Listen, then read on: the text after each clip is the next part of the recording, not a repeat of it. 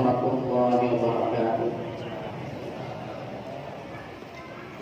Innal hamdalillah nahmaduhu wa nasta'inuhu wa nastaghfiruh wa na'udzu billahi min shururi anfusina wa min sayyiati a'malina. May yahdihillahu fala mudilla lahu wa may yudlil fala hadiya lahu. Asyhadu an la ilaha illallah wahdahu la syarika lahu wa asyhadu anna Muhammadan abduhu wa rasuluhu la nabiyya ba'dahu. Allahumma shalli wa sallim wa barik ala nabiyyina Muhammadin wa ala alihi wa sahbihi ajma'in. A'udzu billahi minasy syaithanir rajim. Bismillahirrahmanirrahim. Ya ayyuhalladzina amanu kutiba 'alaikumus syiyam kama kutiba 'alal ladzina min qablikum la'allakum tattaqun. Qala Nabi sallallahu alaihi wasallam, man shoma ramadhana imanan wa ihtisaban ghufira lahu ma taqaddama min dhanbihi. Ya saya hormati DKM Masjid At-Taqwa beserta jajarannya, kemudian Ustaz, lalu Khairul Anam yang telah memimpin sholat tarawih, kemudian lanjut dengan sholat berjamaah. Hadirin jamaah sholat isya dan tarawih yang dirahmati Allah, mari sama-sama kita bersyukur kehadirat Allah Subhanahu wa Ta'ala. Di malam yang ketiga ini kita masih berikan nikmat kesehatan, nikmat kesempatan, terlebih nikmat iman, sehingga pada malam hari ini kita masih dapat melaksanakan sholat tarawih berjamaah. Semoga ibadah yang kita laksanakan senantiasa diterima oleh Allah Subhanahu wa Ta'ala. Salawat dan salam senantiasa tercurah kepada junjungan kita Nabi Muhammad Rasulullah sallallahu alaihi wasallam, pada ahli keluarganya, kepada sahabatnya, insyaallah kita umatnya yang istiqomah menjalankan sunnah-sunnahnya. Hadirin yang dirahmati Allah, dari sekian nikmat yang Allah berikan kepada kita, nikmat bertemu dengan bulan suci Ramadan itu nikmat yang luar biasa. Jadi nikmat yang diberikan Allah kepada kita, yang pertama Allah tunda kematian kita, kemudian Allah perkenankan kita bertemu dengan bulan suci Ramadan. Itu merupakan nikmat yang luar biasa buat kita semua. Oleh karena itu kesempatan Ramadan yang Allah berikan ini, sebagai wujud syukur kita kepada Allah, kita manfaatkan sebaik-baiknya dalam upaya meningkatkan kualitas ibadah kita kepada Allah di bulan suci Ramadan. Para salafus saleh itu 6 bulan sebelumnya sudah minta pada Allah Subhanahu wa Ta'ala agar dipertemukan dengan bulan suci Ramadan. 6 bulan sebelumnya. Kemudian 6 bulan setelah Ramadan minta kepada Allah agar ibadah di bulan Ramadan diterima oleh Allah Subhanahu wa Ta'ala. Itu para salafus saleh. Oleh karena itu buat kita semua, kesempatan yang Allah berikan ini, mari kita manfaatkan sebaik-baiknya. Kita muhasabah diri kita semua. Berapa puluh kali kita bertemu dengan Ramadan? Coba kita muhasabah. Sejauh mana ibadah puasa yang telah kita laksanakan sebelumnya? Pada tahun-tahun sebelumnya sejauh mana ibadah kita kepada Allah di bulan suci Ramadan, sehingga ketika muhasabah kita temukan segala kekurangan kita. Ketika di bulan di tahun-tahun yang lalu kita ingat puasa kita kemudian jauh dari kesempurnaan, kemudian kita belum mampu memakan kesempatan untuk ibadah sebaik-baik kepada Allah Subhanahu wa Ta'ala. Ketika bertemu Ramadan ini, maka timbul niat kita setinggi-tingginya agar puasa di tahun ini jauh lebih baik dari tahun-tahun sebelumnya. Kita muhasabah dari kita semua. Hasibu anfusakum qabla an tuhasabah. Hisab dirimu sebelumnya Allah hisab kita. Kita muhasabah diri kita semua. Kenapa? Karena di bulan Ramadan ini, kenapa salafus saleh minta 6 bulan sebelumnya Ramadan?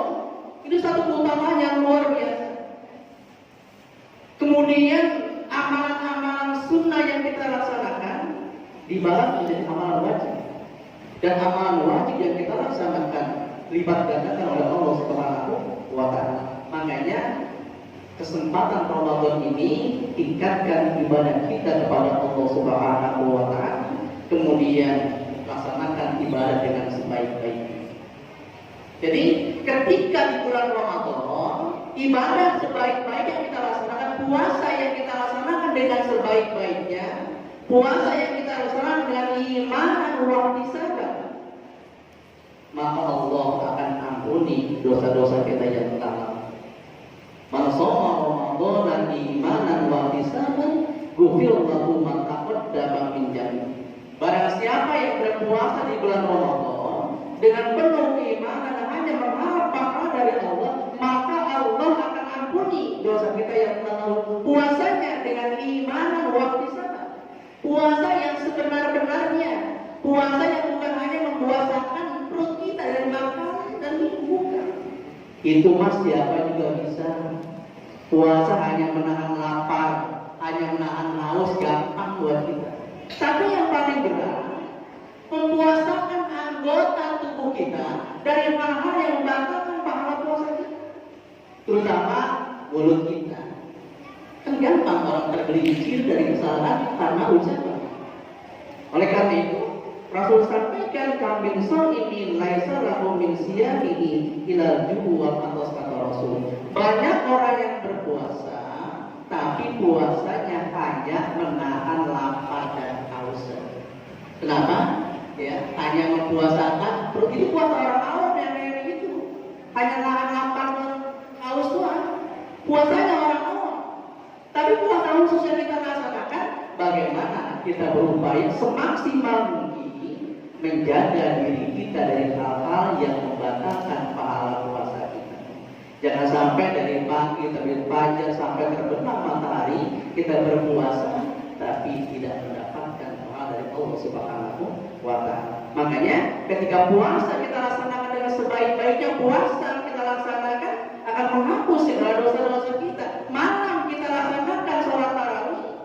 Man qama Ramadan imanan wa ihtisaban ghufira lahu ma taqaddama min dhanbihi. Barang siapa yang berdiri sholat di malam hari, sholat tarawih dengan iman dan ihtisaban, dengan iman dan hanya mengharap pahala dari Allah, maka Allah akan ampuni dosa kita yang telah lalu. Hadirin rahmat Allah. Jadi puasa yang kita laksanakan dengan sesungguhnya, sholat malam yang kita laksanakan dengan sesungguhnya, nggak mampu laksanakan dengan berjamaah karena kesibukan, boleh laksanakan di rumah. Makanya kesempatan yang Allah berikan, rugi rasanya kalau Allah berikan kesempatan tapi kita nggak maksimalkan ibadah kita kepada Allah Subhanahu wa Ta'ala, rugi kita. Allah kasih kesempatan tapi kita sibuk dengan urusan dunia kita, nggak sempat untuk berjamaah sholat tarawihnya, boleh dikerjakan di rumah. Kan sholat tarawih sholat yang santai di rumah, karena capek lelah 2 rakaat istirahat, yang lanjut lagi 2 rakaat istirahat, terus seperti itu laksanakan dengan kesibukan apapun. Ya, walaupun habis istirahat karena kelelahan tidur dulu, kemudian jam 12 bangun, sholat di situ. Awali dengan sholat iftitah terlebih dahulu. Ya sampai ada bertanya, sholat apa sih itu? Sholat iftitah Rasulullah SAW sebelum melaksanakan sholat malam, melaksanakan 2 rakaat sholat yang ringan. Itulah namanya sholat iftitah. Kalau nggak bisa doa iftitahnya, Subhanallahil malakuti wal jabaruti wal kibriyai wal azamah, itu iftitah itu yang tidak tadi. Ya, Subhanallahil malakuti wal jabaruti wal kibriyai wal azamah, itu iftitahnya, doa iftitah. Oh, kita nggak bisa doa iftitahnya, boleh membaca Al-Fatihah saja ya, di rumah. Kalau mau dilaksanakan di rumah karena sibuk pulang malam gitu, nggak jadi alasan buat kita untuk melaksanakan, untuk tidak melaksanakan sholat tarawih. Panjang waktunya, jam 9 baru sampai rumah, masih panjang waktunya, masih ada kesempatan kita buat melaksanakan sholat tarawih.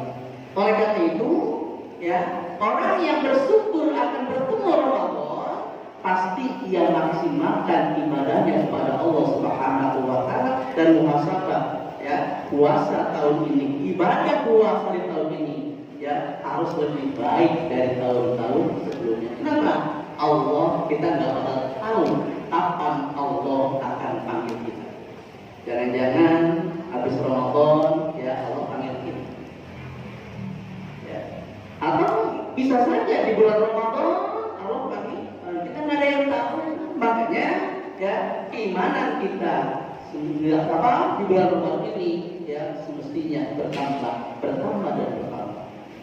Kemudian yang selanjutnya, apa yang mesti kita laksanakan juga amal-amal di Ramadan itu? Perbanyak membaca Al-Quran, baik tilawah, ya, ataupun yang sering kita sebut di malam di malam Ramadan itu yang disebut dengan tadarus Al-Quran. Perbanyak membaca Al-Quran. Ini keistimewaan bulan Ramadan. Kadang-kadang orang belum pernah membaca Al-Quran, tetapi ketika bulan Ramadan, ya paling enggak sekali 2 kali dia baca Al-Quran. Syukur bisa istiqomah dalam baca Al-Quran. Bukankah Al-Quran yang kita baca nantinya sebagai syafaat di yaumil qiyamah?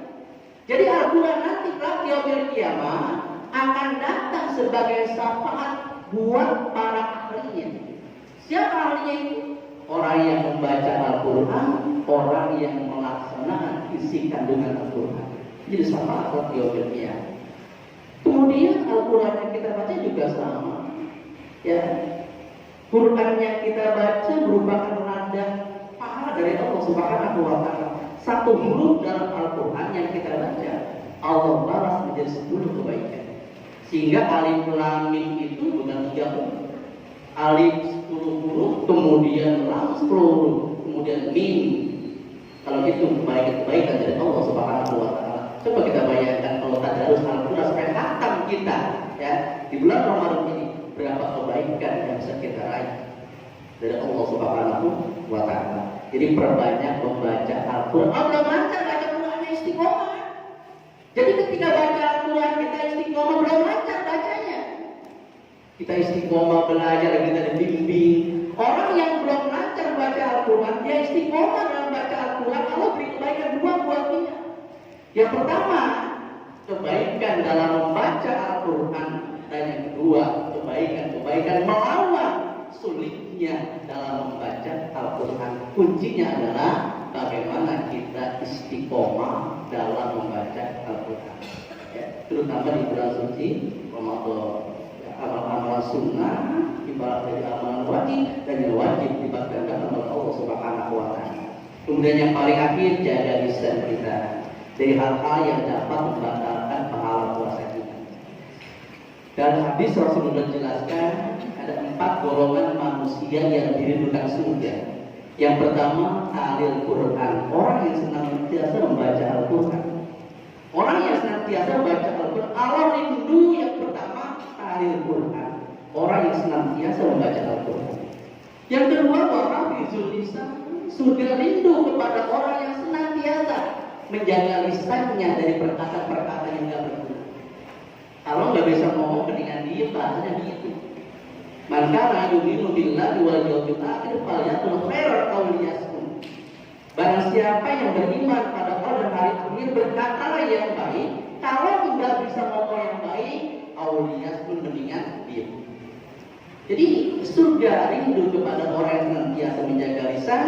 Yang ketiga, surga rindu kepada orang yang selalu membantu orang yang kesusahan. Kemudian yang keempat, surga rindu kepada orang yang senantiasa berpuasa di bulan Ramadan dengan iman dan ihsan. Mudah-mudahan di Ramadan ini kita muhasabah terus diri kita. Mudah-mudahan Ramadan ini menjadi Ramadan terbaik buat kita. Maksimalkan ibadah kita kepada Allah Subhanahu wa taala. Mudah-mudahan keluar Ramadan, ya, tujuan hadir puasa la'allakum tattaqun. Mudah-mudahan kita menjadi orang-orang yang bertakwa pada Allah Subhanahu wa taala. Demikian yang dapat saya sampaikan, mudah-mudahan bermanfaat dan motivasi buat kita semua untuk senantiasa meningkatkan ibadah kita di bulan Ramadan, melaksanakan hal-hal yang diperintahkan Allah Subhanahu wa taala. Subhanakallahumma wa bihamdika asyhadu an la ilaha illa anta astaghfiruka wa atubu ilaik. Assalamualaikum warahmatullahi wabarakatuh.